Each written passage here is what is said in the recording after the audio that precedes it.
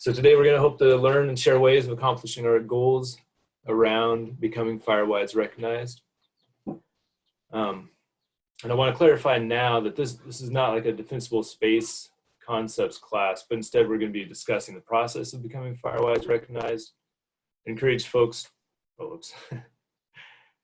and then we don't want to get bogged down kind of in that. We're definitely focused more on the process of it. So the format today, the first part of this, we're going to kind of preview the process, talk about tips to becoming Firewise recognized, and we're going to look at it from the national level down to local level. We'll talk some about assessments and action plans, and then I think the big meat of where we're going to be really getting into the nitty-gritty will be our breakout rooms as we go into small group discussions. And when we do go into those small breakout discussions, I'm going to encourage everybody to come off mute, use your video if you're able to with your internet, or you feel comfortable. If you don't feel comfortable, that's fine, right? But come off, and then we'll be able to kind of get more involved and be able to meet one another, talk a little bit more in depth. And then at the end, we'll wrap everything back up. We'll come out of our breakout sessions. We'll discuss everything that we discussed in those breakout sessions, and then wrap all that back up. Talk about some of the things that we have as resources out there. And then with that, I just want to also remind everybody that this is a pretty tight timeline that we have. So as we wrap up, we're going to be shooting for that 12 o'clock hour, and we'll answer questions as we go through everything today. But if there's questions that don't get answered, talking with the other people facilitating with all of us here, we all agreed that we would be able to stay on the line for a little while, answer and address some of those questions. And if you had questions that didn't get addressed, you'd have that opportunity as well. By all means, at 12 o'clock when we hit the hour, you're more than welcome to jump off and log off of the call, but you're also welcome to stay on with us for a few minutes longer. So with that, I'm going to jump right into, actually I got to do introductions. Sorry. So today for our talk, we have myself, Fire Adaptive Communities Coordinator for Deschutes County. Jenna Trinidou, I saw that she'd introduced herself as well, National Fire Plan Coordinator for Oregon Department of Forestry. She works out of the Salem office. Chase Duncan, our Stewardship Forester for Oregon Department of Forestry. He works out of the Prineville office, but covers he covers quite a bit of our area, including all the way over into Sisters area down to Lapine. Ed Keith, our County Forester, who I work directly with. And then Doug Green, I didn't see his name on the list yet, but I spoke to him briefly. He said he'd be here today.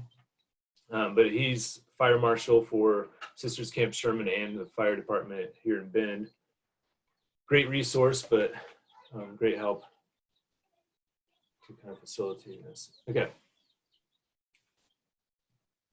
And I'll let everybody introduce themselves more if they need to as we go. So just kind of framing up where we're going. Most everybody is already familiar with most of these steps for becoming Firewise. And that's either you've seen the handout that we have and it's come to you through email, or you've just word of mouth, we've talked about it on the phone or in person, or possibly through one of the websites out there. But if you've decided to become Firewise, one of the first steps that you need to do is reach out to one of us and begin to plan that risk assessment where we come out, and that's usually done by the state agency or local fire department in cooperation with people like myself.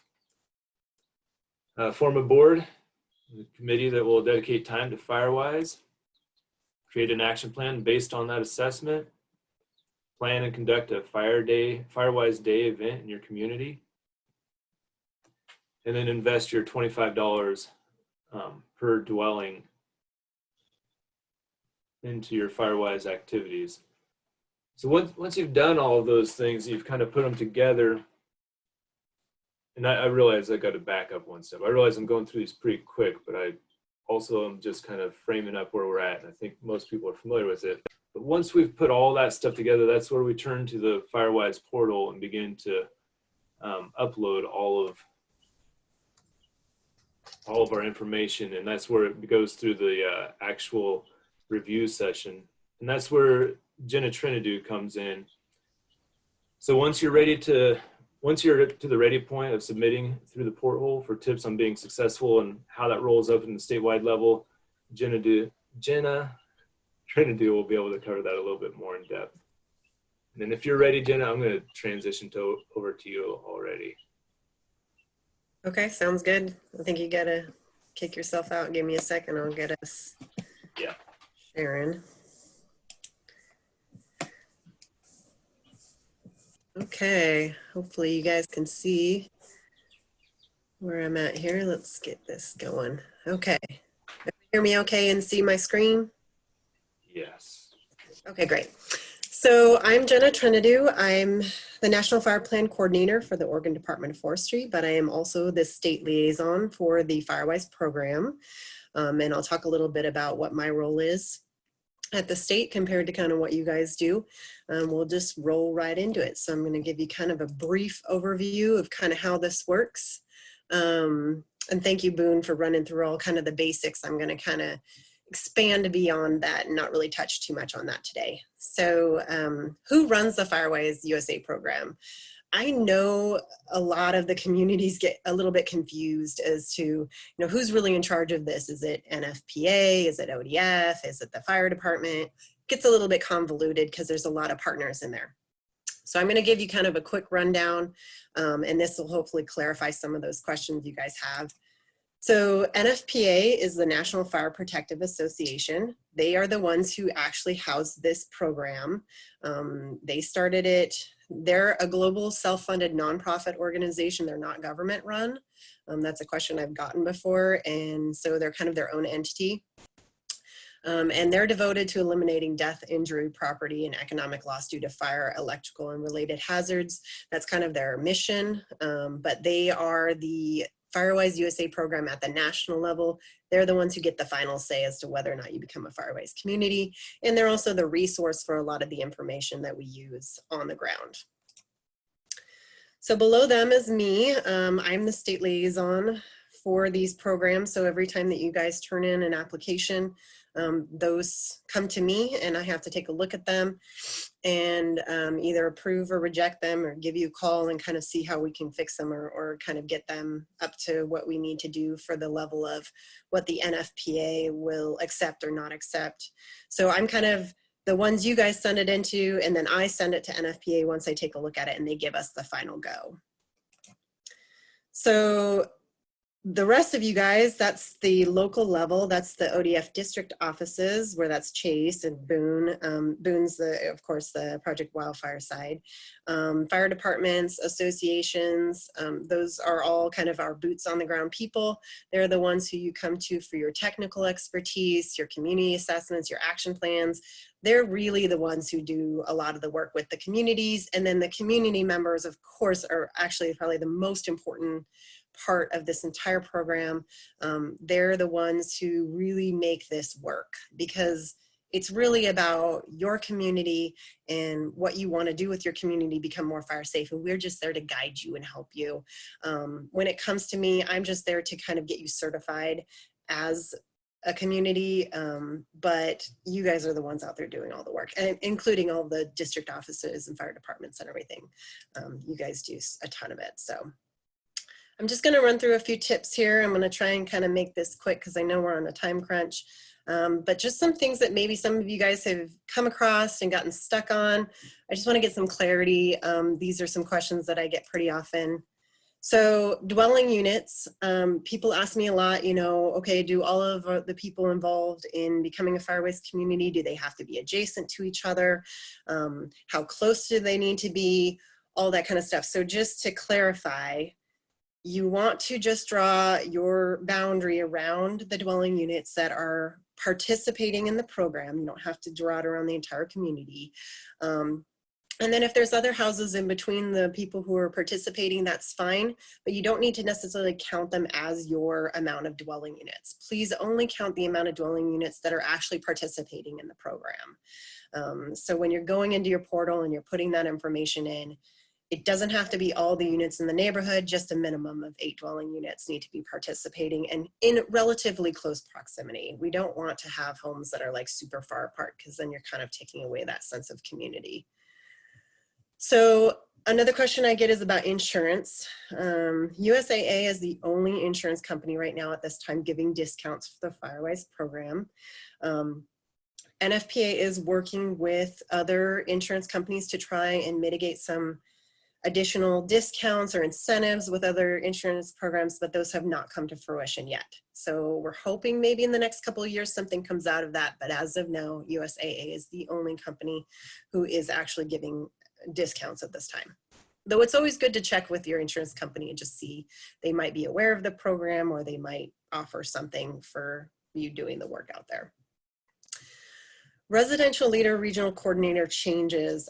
This is just kind of a heads up that keep in mind if you are the regional coordinator or the residential leader of your community that is established Firewise, if you leave the community or if you leave your job, then you do need to make sure that you go in and change your name out of the portal into whoever's going to take over for you, because nobody can access it if you don't switch it out.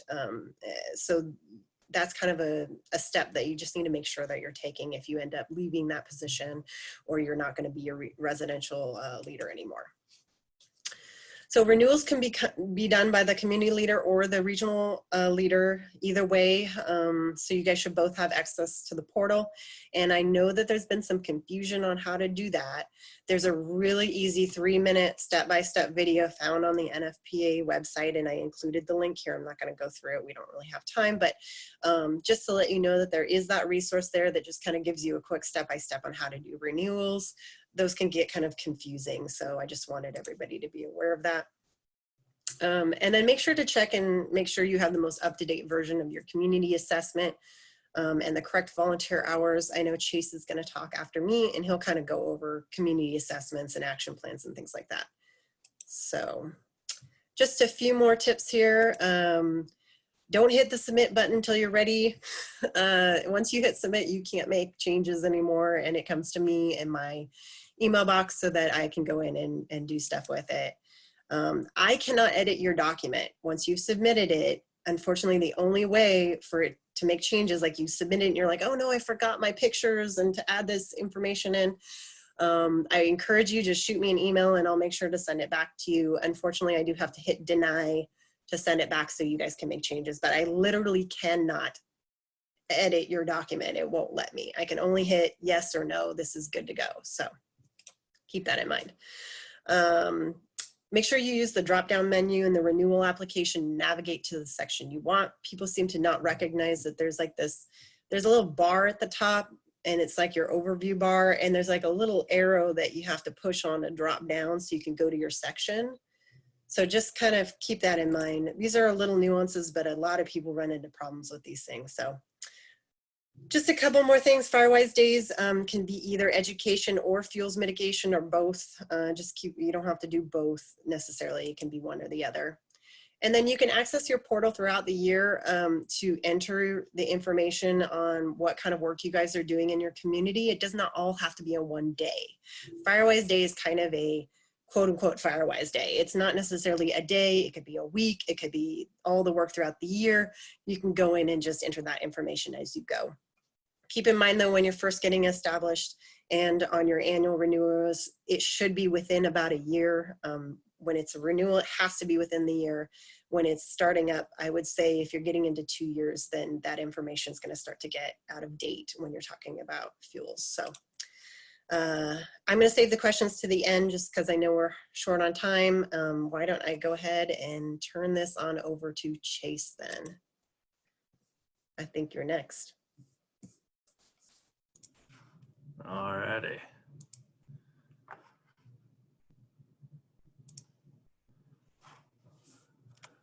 So everybody got that?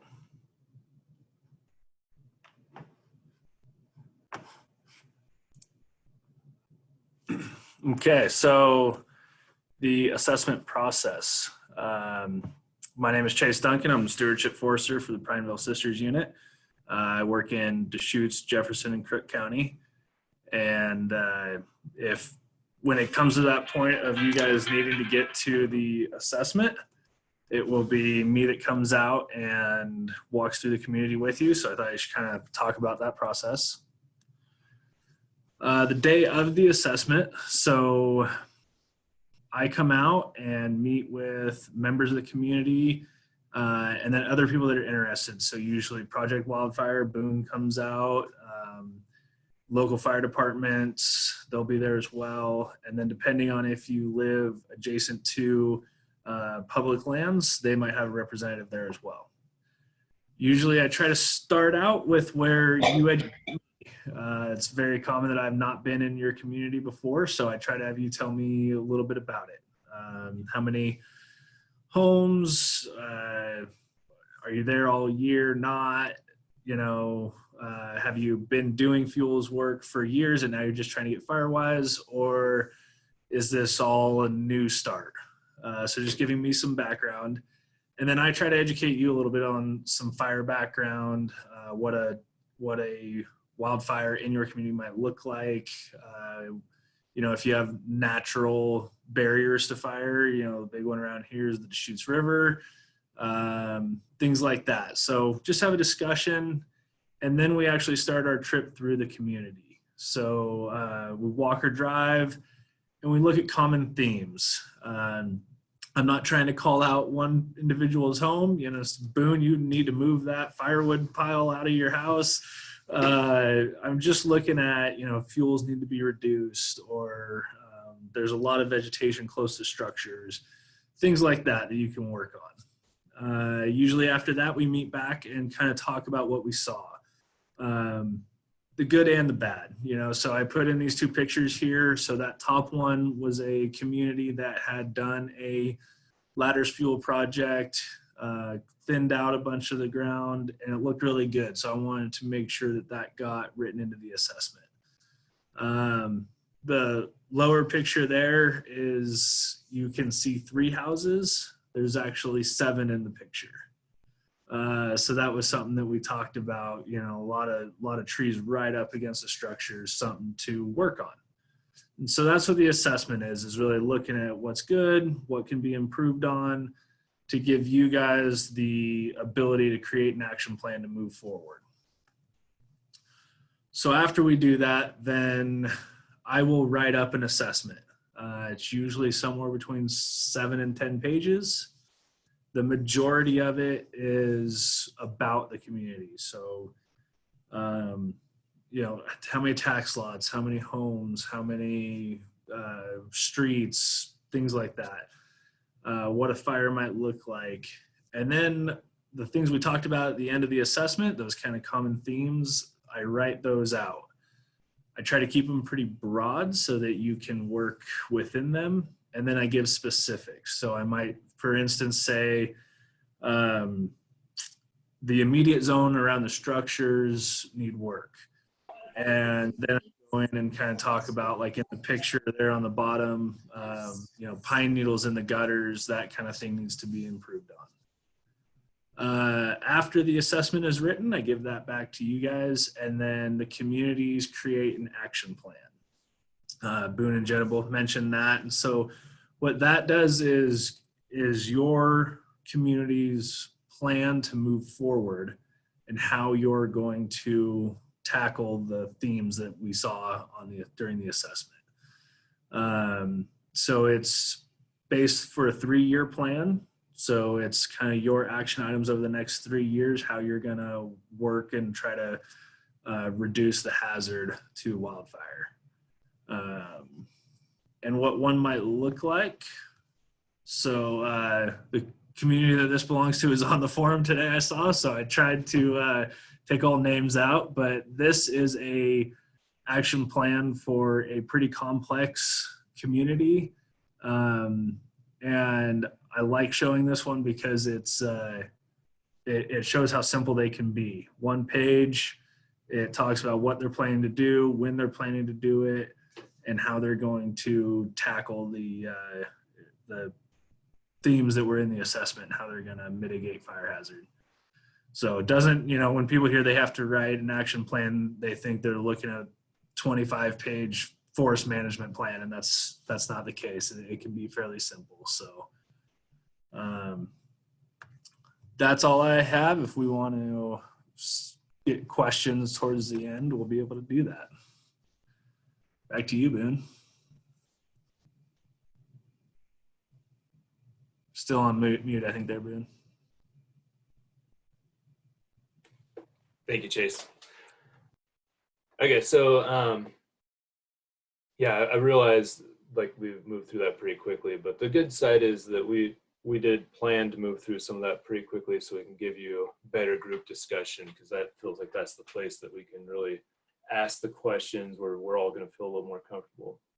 So we're going to transition into our group breakouts. So when we go into our group breakouts, you know, I encourage you to come off mute, use your video if you're able to, and if you feel comfortable with it. And then, of course, you know, keeping in theme with our webinar today, that it's the Firewise process and kind of the basics. You know, these, what I got up on the screen right now are the 4 bullet points of what we want to talk about through that. And this is an opportunity for you to kind of share your successes, but also share where your hurdles are, where you're stuck in it. And then the other piece of it is it's also an opportunity for us, as well as kind of the facilitators of you becoming Firewise, if you will, but us to see how the process goes for you and how that looks to you on your end. We all feel that we can be comfortable with what we have, but we may not know what we don't know. So each group will have a facilitator, and that facilitator will come in, will be in your group with you to take notes and then also help to guide that discussion. And what we plan to do from here after we get done with the group discussion is come back to the main group and we'll talk through all those points and kind of share what we discussed. So with that, Ed, if you are able to, there we go. If you're able to, if you want to go ahead and give us the breakouts, and Ed's going to break us into groups, and we're going to have a little thing that pops up on our screen that asks us if we want to accept the invite to the groups. Yeah, so if you all can hear me, I've got you set, and you're going to be in either groups of 5 or 6. I'm going to hit open rooms, and you're going to be in a different room with those people, and then as we end the session, you'll get called back into the session. So that's what will be happening next year.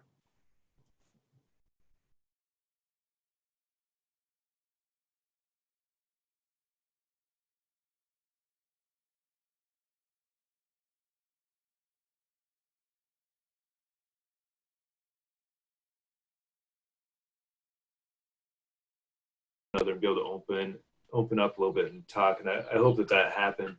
And in our group, we had a couple of folks that I think were having some technical difficulties, unfortunately. But you know, Ken and I ended up with a pretty long discussion there about some of our, well, mostly about his community, but with some of the resources that are available out there. So I think what we'll do is we'll go right down the list of what we have for the talking points and just kind of hit them one at a time and go around the group. Each group will take one of those points.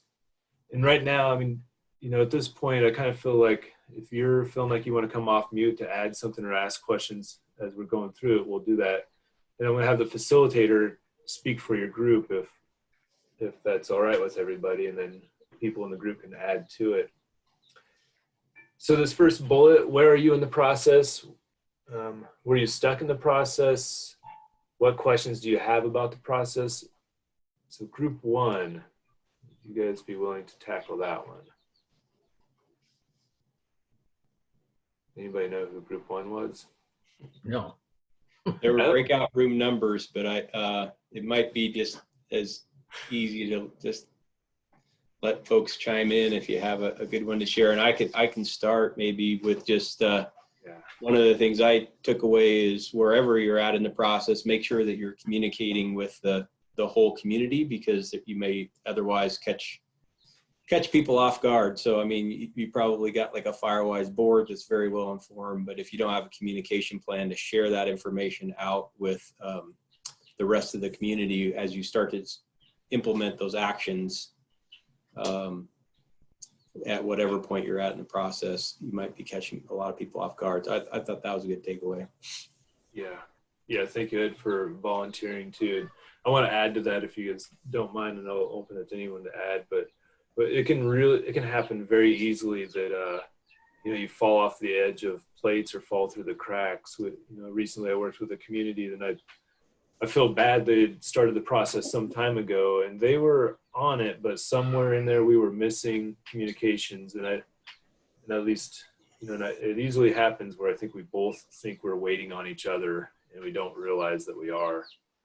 And So if you feel like you find yourself in a spot where you've kind of stalemated, if you're stagnated out and you're not sure what to do next, contact myself, or pretty much any of us, but myself especially, and then also Chase, he's usually a good resource. And Ed will prompt me to figure it out for you as well. So if you do find yourself stuck, reach out to somebody. Anybody else want to add anything to any of that?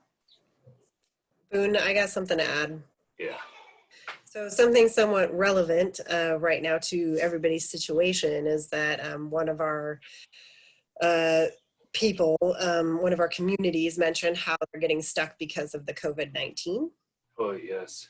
I think that that is something I actually recently got a couple questions in my email as well from other communities that are asking about renewals and things like that. I haven't got an answer yet for the renewal piece because it sort of depends on how long this goes on. Obviously, if it starts to get closer and we've got months that people are missing not being able to do some of the work to do their renewals for Firewise, Yeah. have to possibly work with NFPA to see if we can push back the renewal date so that people can do it in the fall. But I think that as of, it's not due until November, so I think we've got some time there, but some of people are stuck in the process because of COVID-19. I just want everybody to be aware that there are ways that they can still offer education and outreach, I think, via a lot of these type of things, you know, obviously Zoom meetings or even sending out emails with web links and stuff like that, and kind of, we can count those in certain ways, and you'll need to maybe work with your Firewise coordinator or myself to figure out ways to do that. But it does become tough when you can't come together as a community to work on it. What can you do? You're going to get stuck. So I think it's just the times we're working in this year. I will be 100% on board to working with any community that's having problems with that to figure out ways to work through it. And I'll be having a discussion with NFPA here in the next month or so and try and give out some guidelines to you guys on that piece. I just wanted to give you guys a heads up. I know that's been on the mind of some people. Yeah, awesome. I'm glad you brought it up. That was something I was thinking about myself this morning, but started a conversation a while back and just a brief mention of it, but I need to circle back with Chase on how we can do that. You know, Chase is kind of the partner in this for me. Currently Chase and Ariel, who I believe is on the call as well.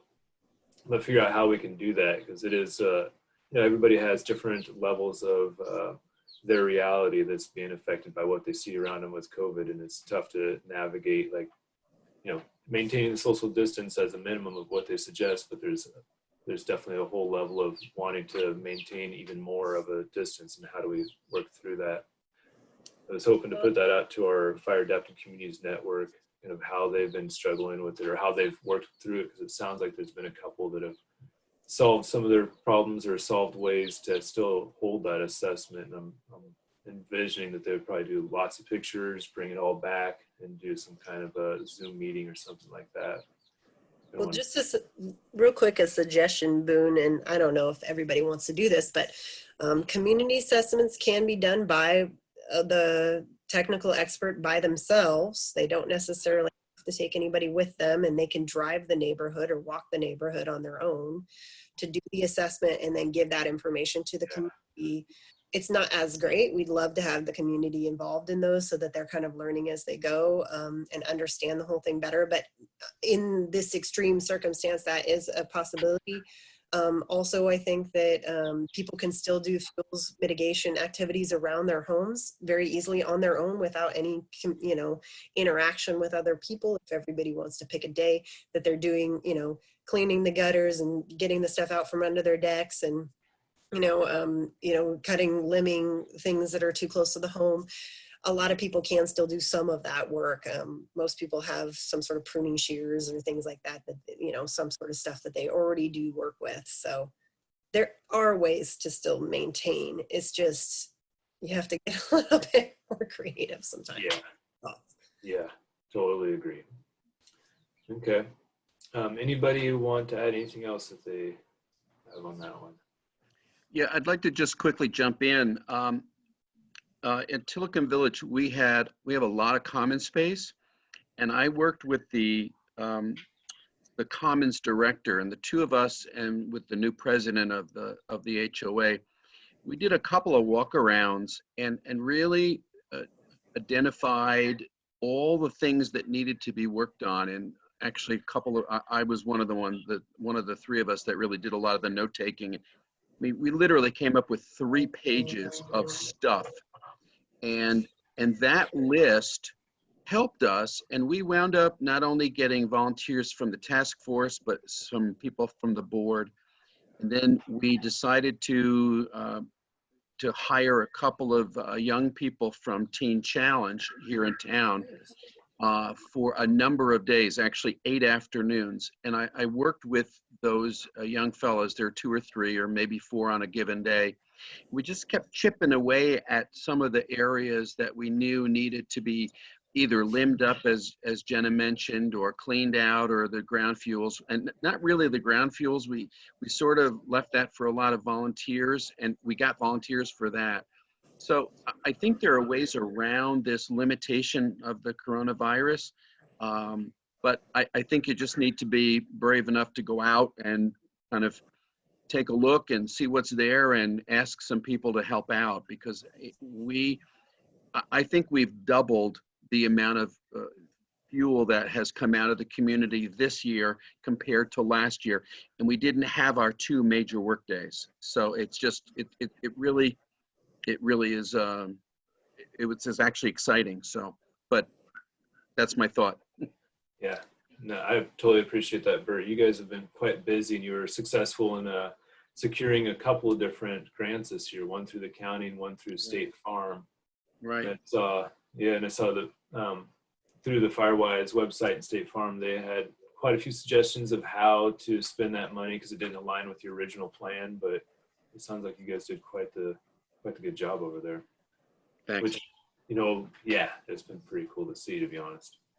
And then, which I think your point is kind of nice, right? You talked through several of those discussion points that we just talked about. How do you make the most of your assessment and your action plan? It sounds like you guys kind of identified and itemized it a little bit more, and were able to leverage that to get more work done. Right. Can I jump in one more time, just real quick, in regards to what Bert just mentioned? Yeah. Well, that's excellent. I love what you just said. That was really good. I think also that's a good thing to note for other communities, is when you're starting to kind of get to that point where you're trying to outside the box, what kind of things can we do? If you have a community area or a common area, like you guys have, and then getting something like Teen Challenge involved, that's a great way to sort of change up the Firewise Day and have it, do something a little bit different with that type of work, and support a local, type of nonprofit type of, charity sort of work and group that really, that brings a different element to it. And I think that's excellent. So I just wanted to say that's a really good idea for a lot of other communities too, to get some of those things involved. Or that's really good. And then, so as we're kind of moving through that, does anybody have anything else they'd like to add? Jenna just went through some more examples of Firewise days. Are there other creative ones out there that anyone would like to throw out?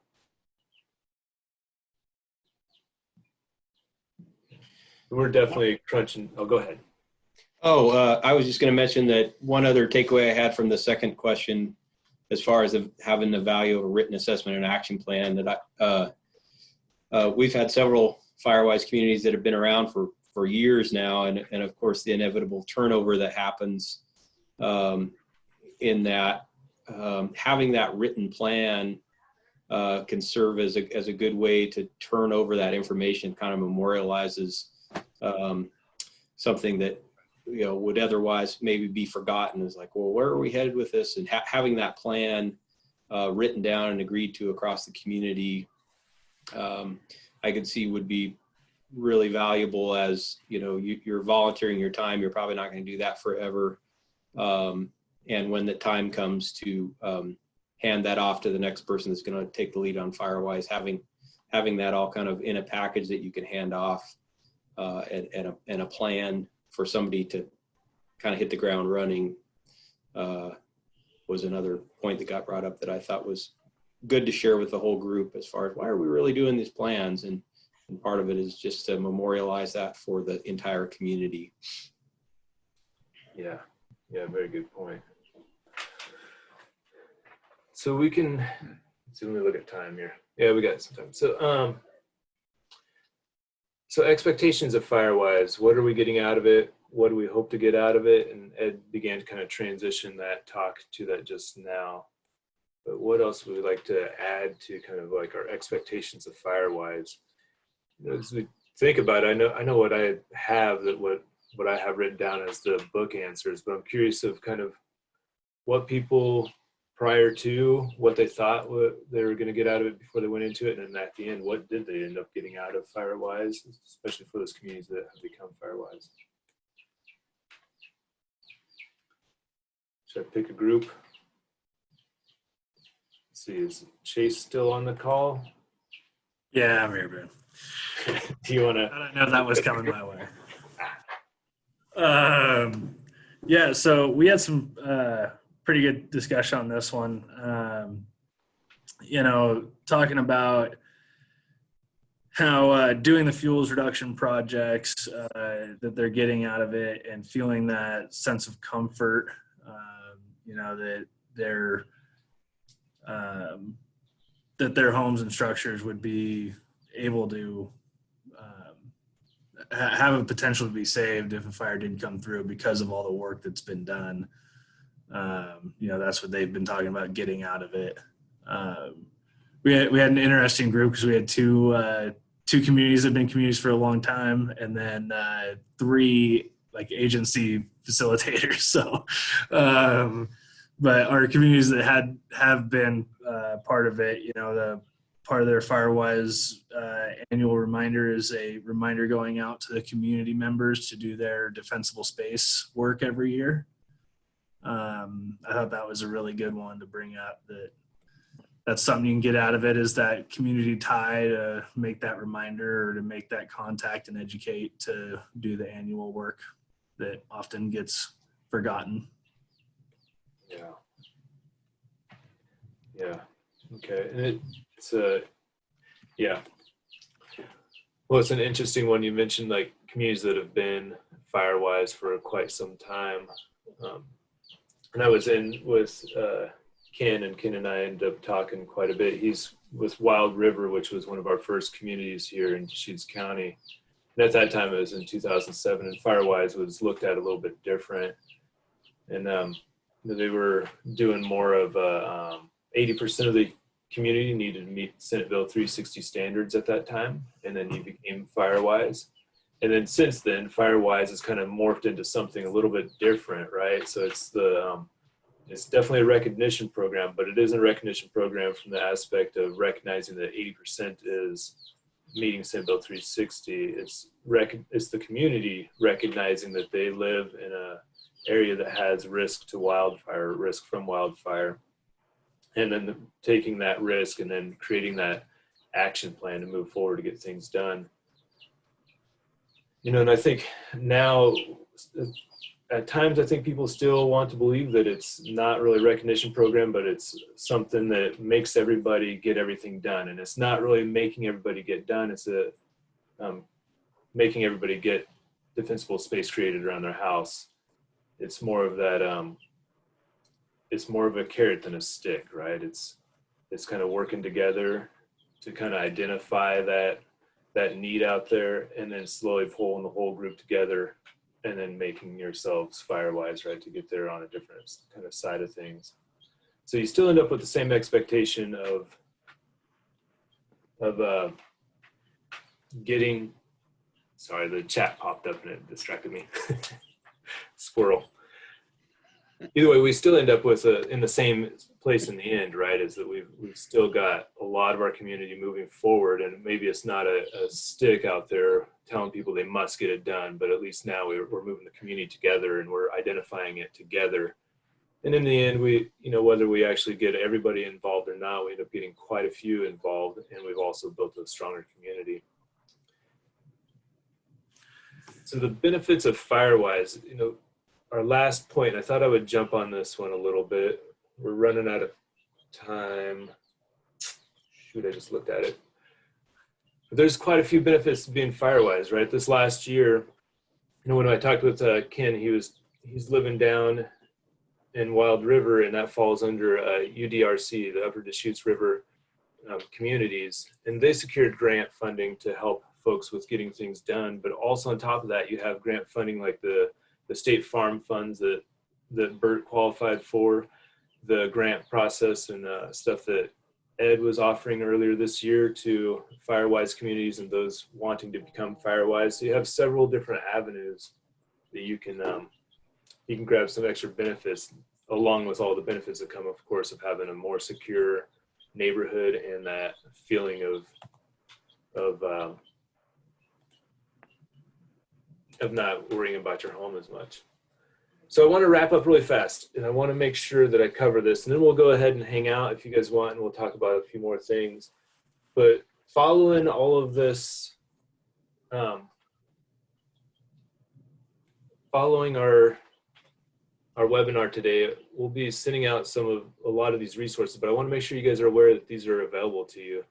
Here at the county, at my office, as part of Project Wildfire, we've put together these starter kits that give you anything from the Firewise basics of all the steps of how to become Firewise, to contractors, to figuring out who can do the work, plants that are fire resistant so you can change out your vegetation, and just a whole lot of resources there, pamphlets and stuff that come from Firewise that are all backed up with the science behind why we've identified that 0 to 5, that 5 to 30, and that 30 out to 100 feet. And all that is on a thumb drive as well. So as you're doing outreach to your community, you're able to pull those up electronically, send them out with email lists, and have some of that stuff.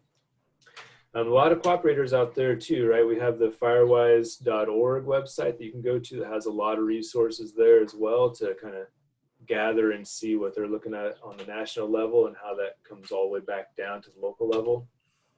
Project Wildfire, myself, we have a lot of resources on our webpage. Fire Free also has a lot of resources there, and we hold the events that most people are familiar with. But the free yard debris drop will be happening this year, May 9th through the 24th on regular scheduled business days and hours. But that's at all the transfer stations and Deschutes Recycling at Not Landfill. Oregon Department of Forestry, one of our good cooperators, are here. Of course, Chase is here to come out and do the assessments, talk through with you the community. Ariel is here with us too. I'm not sure, she was slated to leave early, but I think that she's going to be here for a couple more months with us, so another great resource. And then your local fire department. I didn't get all of them in there that are across Deschutes County. I believe we have a total of 8 fire departments, and Ed will probably correct me, but I believe it's 8 fire departments, but they all have fire marshals and folks that are willing and able to help point you in the right direction for just the basics of what you need to be doing around your home, but also tie you into any of these other resources to get you started down the road of Firewise.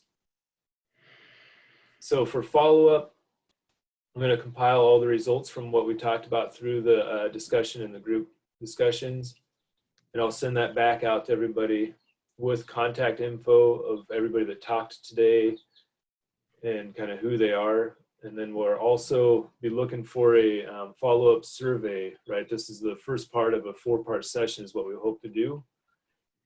And this, I think right from the start, one of the things we realize is an hour is not enough, right? I feel like in the group we could have talked for a full hour, which felt like we were moving forward. And it was mostly just myself and Ken because, we had some technical difficulties there, but I'm like, boy, we could really expand this out quite a bit longer. So with that, I'm going to let you guys, if people are needing to hop off, I'll let you go. And those are things that are out there. Otherwise, I think we'll continue the conversation through any questions that we missed or anything that you guys want to talk about. And we can come off mute and just kind of casually hang out.